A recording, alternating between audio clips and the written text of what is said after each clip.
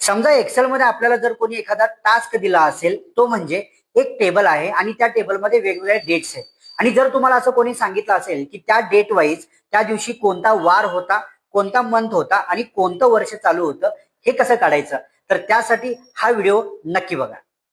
तर सिंपल त्यासाठी आपल्याकडे दिलेली डेट आहे आणि या डेटवरून आपल्याला डे, मंथ आणि इयर काढायचं आहे. तर formula is equal to TEXT text द्या, टॅब प्रेस करून आपल्याला डेट सिलेक्ट करायचे आहे आणि सिंपल कॉमा देऊन डबल युनिट कॉमा मध्ये आपल्याला DDDD 4 वेळा प्रेस करून डबल युनिट कॉमा कंप्लीट करायचा आहे आणि नंतर ना ब्रॅकेट आपल्याला कंप्लीट करायचं आहे. सिंपल एवढा आपण कंप्लीट केल्यानंतर ना आपल्याला फक्त इथे येऊन एंटर वरती क्लिक करायचं आहे, म्हणजे आपल्याला इथं फ्रायडे आलेला दाखवेल.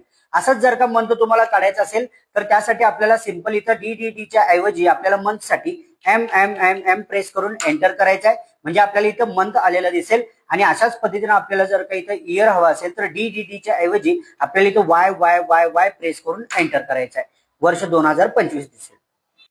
तर नक्की हा व्हिडिओ तुम्हाला कसा वाटला हे कमेंट करून सांगायला विसरू नका.